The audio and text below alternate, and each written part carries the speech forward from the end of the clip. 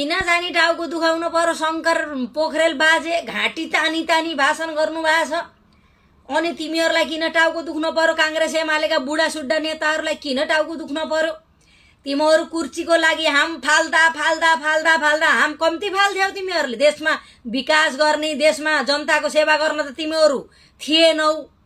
Vote माग्ने बेला हात जोड्न गयो जनता थिम, त्यहाँबाट आयो लुट्नैपट्टि लायो। कताबाट मैले लुट्न पाउँछु, कताबाट खोल्टी भोर्छु भनेर अहिले राजोपालाई किन अम्ला उठाइरहेछौ? काम गर्न द्याउ न।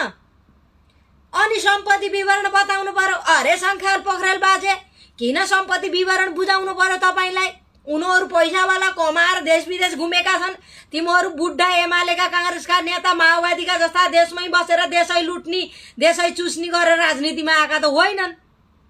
सबै आफ्नो आफ्नो चाहिँ नि पढे लेखेका छन्, व्यापार बिजनेस गरेका छन्। किन सम्पत्ति विवरण बताउनु पर्यो हो बाजेहरू तिमीहरूले?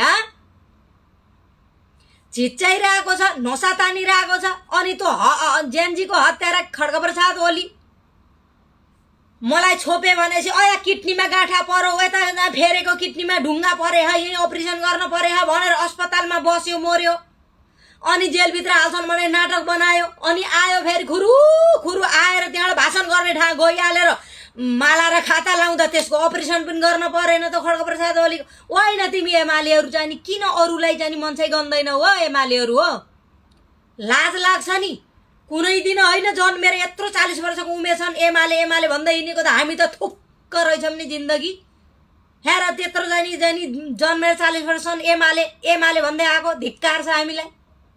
किन चाहियो सम्पत्ति विवरण? देशमा 4-5 वर्ष काम गर्न द्याउ न। काम गरेनन् भने सम्पत्ति विवरणको छाला त हामी नेपाली जनताले त काट्छौँ नि। कम सोचे हौ तिमीहरूले नेपाली जनतालाई? कम सोच्या छौ तिमी एमाले काङ्ग्रेसले नेपाली जनतालाई? के बनाइदियो अस्ति जेएनजीले थाहा पाएनौ? नेपाली जनता मरेर जानी हो, बरु मर्छन्। आफ्नो देशको लागि रगत बगाए ती जेएनजी भाइ बहिनीले परिवर्तन गरेनन्।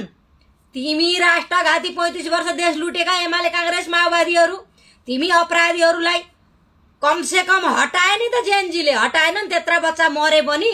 अब लडाइँमा त के भन्छ अरे देशको लागि आन्दोलन गर्दा त शहीद हुन्छन्। पहिला पनि हाम्रा बलभद्र कुबर चाहिँ शक्ति थापा भक्ति थापा भन्ने पनि मरेरै देश बनाएका हुन्। भन्दा अब चाहिँ नि हाम्रा आउने पछिका नाति पनातीहरूले अहिले जेएनजीका युवाको चाहिँ नि गुणगान गाउनेहरू किताब छाप्नुपर्छ। आएको छ सुशासनको बाटो हिँड्ने भन्ने। खोइ सम्पत्ति विवरण केलाई देखाउनु पर्यो? सम्पत्ति विवरण रवि लामिछानेको त छानबिन तिमीहरूले गरिसके हौ जम्मै। भित्रका रवि लामिछानेका त खाना खानी ठुलो भनेर सानो भनेर फोक्सो मृगौला कलेजो सबै चेक गर्यौ नि तिमी एमाले काङ्ग्रेसले गरेनौ? तिमीहरूले त रवि लामिछानेको त मलद्वार पनि चेक गरिहाल्यौ। के को सम्पत्ति विवरण चाहियो अब तिमी एमालेलाई? बालेन शाह त करोडपतिको छोरो, लखपतिको छोरो, हरबपतिको छोरो हो। के को सम्पत्ति विवरण चाहियो? उसको सम्पत्ति देख्दा तिमीहरू ढल्यौ भने, हार्ट एट्याक भयो भने। हाम्रा मन्त्रीहरूका अब सभामुख ज्यू चाहिँ नि अर्याल डिपी अर्यालको आफ्नो चाहिँ नि कम्पनीहरू खोलेर बसेको मान्छे पैसा छ। त्यत्रो चाहिँ नि कहाँबाट आयो? तिमीहरूले लुटेको होइन के? तिमी जस्ता एमाले काङ्ग्रेसको चाहिँ नि लुटुवा नेताहरू, त्यो झोला बोक्ने एमाले र काङ्ग्रेसको झोलेहरू स्याम टु उस्तै लुटेर जस्ताले तस्तै पछि ल्याउँदो रहेछ है।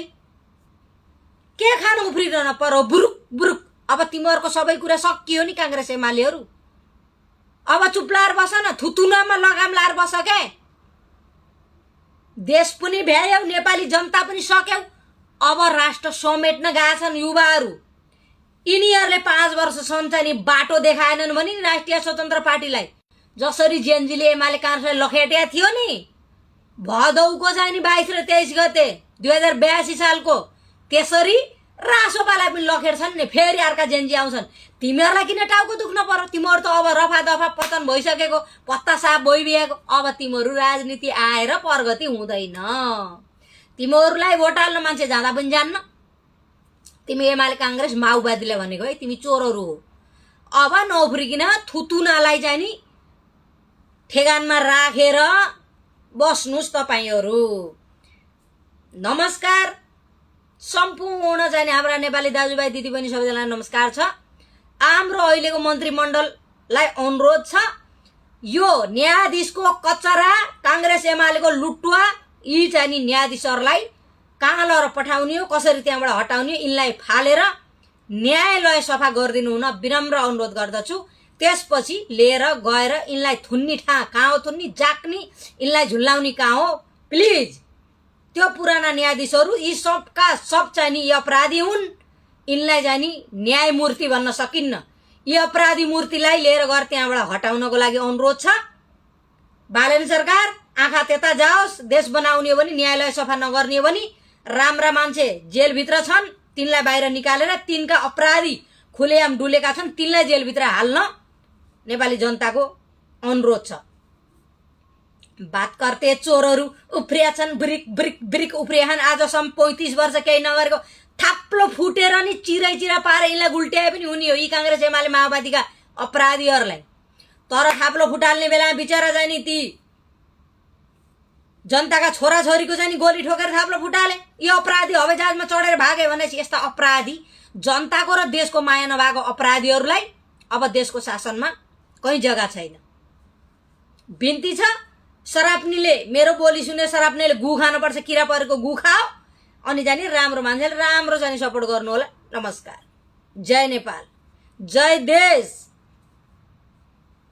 जेनजी युवा, जेनजी शहीद, के भन्छ जेनजी शहीद जिन्दाबाद। अति गरेछ, भुकिया छ, आएको छ, देख्न थुतुनो र बोली सुन्न नपरे हुँदो यो सबै चोरहरूको भनौँ आएको छ, भुकेको छ मिडियामा। त्यो खड्गप्रसाद ओली अपराधी हत्यारा खड्गप्रसाद ओली खातामा रमाएर हिँडेको अस्ति बिस्तारा वहाँ बेउनिया इमेजी गरेर के त्यो कर आएर यसरी सुतिया थियो, खोरा जेलमा हाल्छन् भनेर त्यही फेरेको किडनी ढुङ्गा पर्यो भनेको थियो नालायकले। उहाँबाट छोडिदिने बित्तिकै त भाषण गरेर पुगेको नालायक हत्याराहरूको नाटक